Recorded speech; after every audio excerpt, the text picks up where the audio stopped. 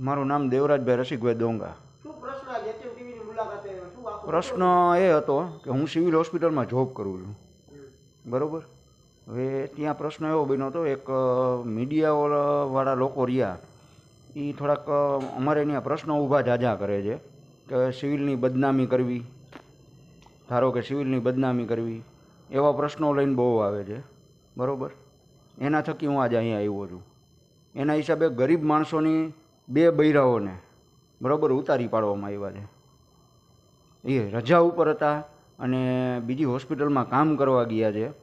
એના હિસાબે એ લોકો એવો વિડીયો બનાવી અને જાહેરાત ફેલાવી કે સાહેબ આવી રીતે તમારા માણસો બહાર અહીંથી નોકરીએ જાય છે, પણ રજિસ્ટરની અંદર એમનું એપ્શન બતાવેલું છે, તો એ ગમે ત્યાં જઈ શકે ને, એને કોઈ રોકવાવાળું નથી, બરાબર. એ લોકોએ એવો પ્રશ્ન ઉઠાવીને પછી સાહેબને ભલામણ કરીને આ કઢવેલા છે. આ પ્રશ્ન હતા મારા. અને પ્લસ નાના મોટી બેદરકારીઓ બહુ ઝાઝી છે આ સિવિલની અંદર, કે જે આ પ્રશ્નો લઈ લઈને બધા આવે છે.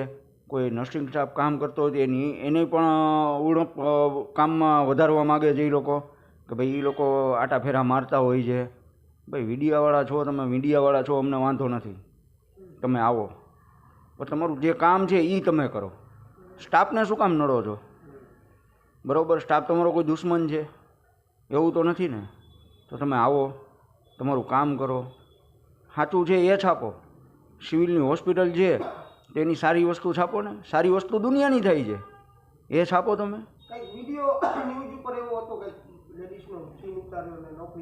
હા, એમાં એ હતું કે એ 2 માસીઓ હતા, એને મેં બોલાવેલા હતા મારા પર્સનલ તરફથી કે ભાઈ મારી હોસ્પિટલ અત્યારે મારો એક પર્સનલ કોન્ટ્રાક્ટ પણ ચાલુ છે.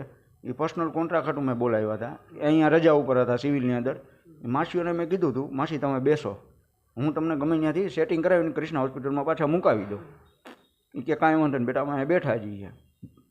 એ લોકો આવ્યા, માસી ત્યાં હતા, એનો વિડીયો ઉતાર્યો એને કે ભાઈ તમે સિવિલ હોસ્પિટલમાં નોકરી કરો છો તો અહીંયા કેમ છુઓ, બરાબર.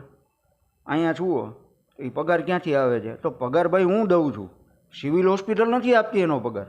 એની હાજરી બોલે છે, એના ગેરહાજર બોલે છે, એની એબ્સન છે એની.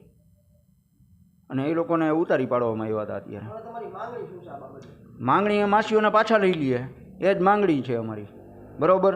અને આ ચેનલવાળાને થોડાક સમજાવે કે ભાઈ ખોટી રીતે તમે કોઈ જાતની દબાણગીરી કરો માન્યા. ન્યાયની માંગણી તો હોય જ ને સાહેબ, કેમ કે ગરીબ માણસોના પેટ ઉપર લત પડી છે. 2 બૈરાઓ છે એની ઉપર એનું ઘર ચાલે છે, બરાબર. મામૂલી રકમ જેવી હોય, બરાબર, કે ભાઈ પગાર ધોરણ ઉપર એનું ઘર હાલતું હોય.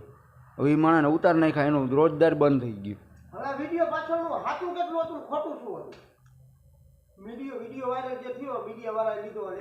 તદ્દન ખોટું હતું, તદ્દન વસ્તુ ખોટી છે. કેમ કે મેં મારા પર્સનલ કામ હાટું બોલાવેલા હતા ને માસીને, અને એની એપ્શન છે. એપ્શન હોય એટલે ગમે માણસ ગમે ત્યાં જઈ શકે. એમાં સાહેબે ન રોકી શકે, તમે ન રોકી શકો, હું ન રોકી શકું, બરાબર. કોઈ વ્યક્તિને જ રોકી શકવાનું એને. એની ડ્યુટી હોય અને અહીંયાથી હું લઈ ગયો હોય ને સિવિલની એની હાજરી બોલતી હોય કે ભાઈ સિવિલ હોસ્પિટલ એનો પગાર ચૂકવે છે અને હું લઈ ગયો છું, તો એ બેદરકારી કહેવાય મારી. પણ હવે સિવિલમાં તો એની ગેરહાજર બોલે છે કે ભાઈ માણસ અહીંયા હાજર જ નથી, એ ગમે ત્યાં કામ કરી શકે ને. મારો સુપરવાઇઝરનો હોદ્દો છે સાહેબ.